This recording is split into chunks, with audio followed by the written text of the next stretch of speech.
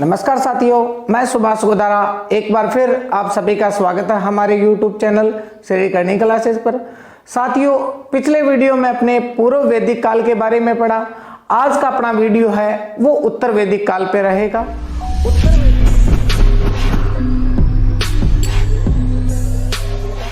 उत्तर वैदिक काल का जो समय है वो 1000 ईसा पूर्व से 600 ईसा पूर्व माना गया है, जिस काल में ऋग्वेद को छोड़कर यजुर्वेद, सामवेद, अथर्ववेद, ब्राह्मण ग्रंथ, आर्णिक ग्रंथ और उपनिषदों की रचना हुई, वो समय उत्तर वैदिक काल कहलाता है। उत्तर वैदिक काल में यज्ञों व कर्म कांडों के महत्व को अधिक बढ़ावा मिला। इस काल में लोहे की खोज हुई और लोहे का जो सर्वप्रथम भंडार था वो 1050 ईसा पूर्व में अंतरजी खेड़ा उत्तर प्रदेश से मिला। इस काल में आर्यों का जो क्षेत्र था वो पंजाब से बढ़कर गंगा यमुना दोआब तक आ गया था। इस काल में राजा युद्ध का स्वामी न रहकर भूमि का स्वामी हो गया, दूसरे राज्यों को जीतकर अपने साम्राज्य के अंदर मिलाने लगा। इस काल में राजा सम्राट, एकराट, विराट, राजा धीराज जैसी उपाधियां थी वो धारण करने लग गया। राजा का पद अब भी वंशानुगत था, लेकिन उसके पास ऐसी शक्तियां इस काल में भी नहीं आई। सभा और समिति जैसी कुछ संस्थाएं थी जो उस पर अंकुश लगाती थी। विद्वत का इस काल में उल्लेख नहीं मिला है, या अपने कह सकते हैं विद्वत जो संस्था थी वो उत्तर वैदिक काल के अंदर समाप्त हो गई थी।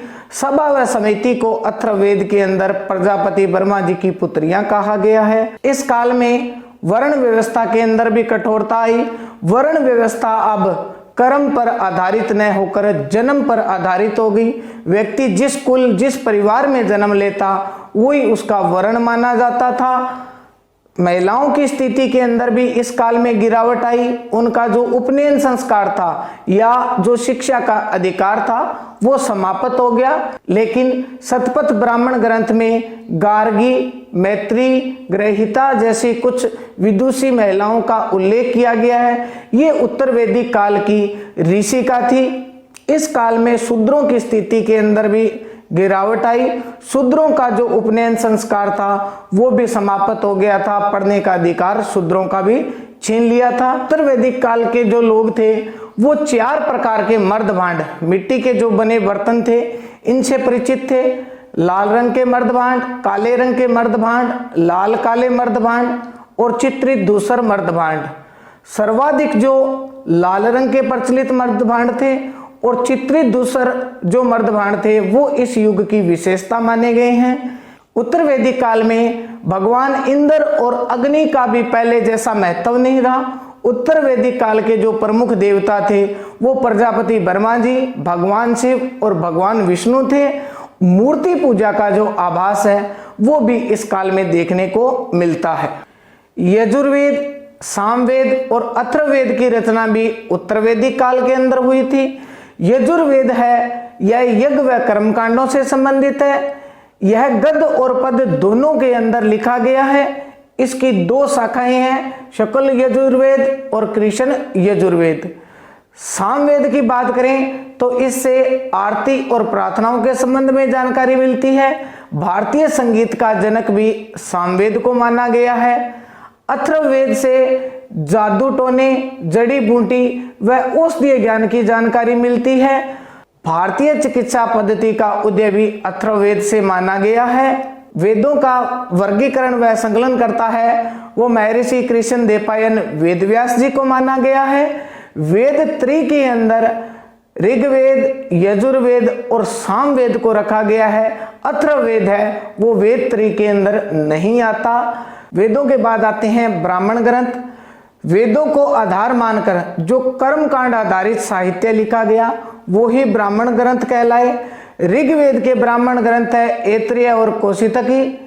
यजुर्वेद के ब्राह्मण ग्रंथ है शतपथ और तैत्तिरीय। शतपथ ब्राह्मण ग्रंथ है वो सबसे बड़ा ब्राह्मण ग्रंथ है और पुनर्जन्म का जो सिद्धांत है वो भी शतपथ ब्राह्मण ग्रंथ के अंदर दिया हुआ है। सामवेद के जो ब्राह्मण ग्रंथ है वो है पंचविश और जैमिनी है। अथर्ववेद का ब्राह्मण ग्रंथ है वो है गोपत। अथर्ववेद एकमात्र ऐसा है जिसका एक ही ब्राह्मण ग्रंथ है, गोपद। ब्राह्मण ग्रंथों के बाद आते हैं आरण्यक ग्रंथ।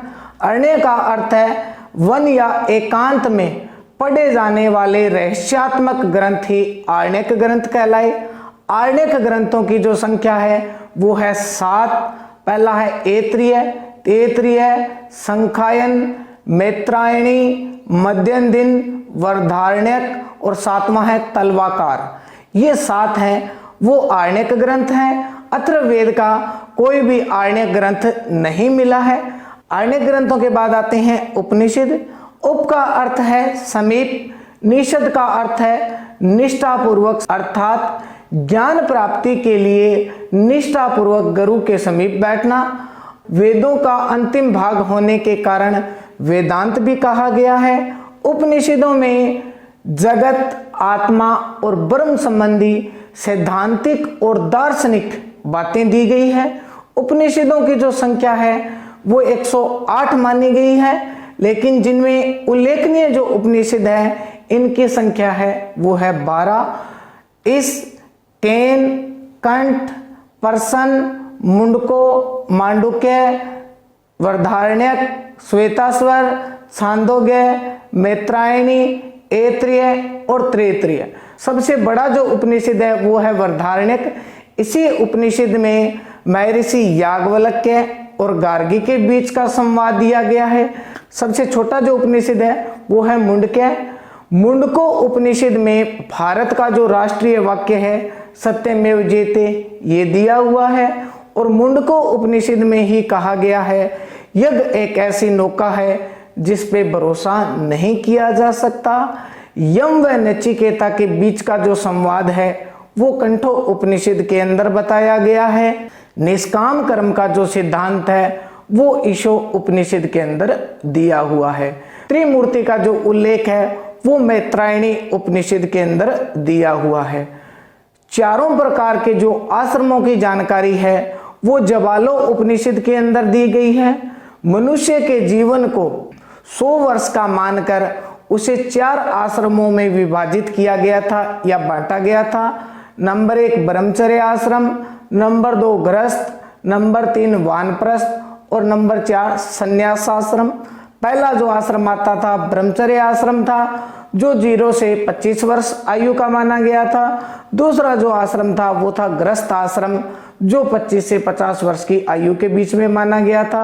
सबसे जो महत्वपूर्ण आश्रम था वो था गृहस्थ आश्रम, क्योंकि प्रत्येक मनुष्य के जीवन में 5 महायज्ञ और 3 जो ऋणों की प्राप्ति है वो इसी आश्रम में संभव है। 5 महायज्ञ के अंदर आता है देवयज्ञ, ऋषि यज्ञ, पितृयज्ञ, नर यज्ञ और भूत यज्ञ। 3 ऋणों के अंदर आता है देव ऋण, पितृ ऋण और ऋषि ऋण। 3 जो पुरुषार्थ हैं धर्म, अर्थ, काम, इन तीनों की जो प्राप्ति है वो गृहस्थ आश्रम के अंदर ही संभव है। तीसरा जो आश्रम आता है वो है वानप्रस्थ आश्रम जो 50 से 75 वर्ष आयु के बीच माना गया है। और चौथा जो आश्रम है वो है संन्यास आश्रम जो 75 से 100 वर्ष। चौथा जो पुरुषार्थ है मोक्ष वो इसी आश्रम के अंदर संभव है। आश्रम व्यवस्था के बाद आते हैं पुरुषार्थ।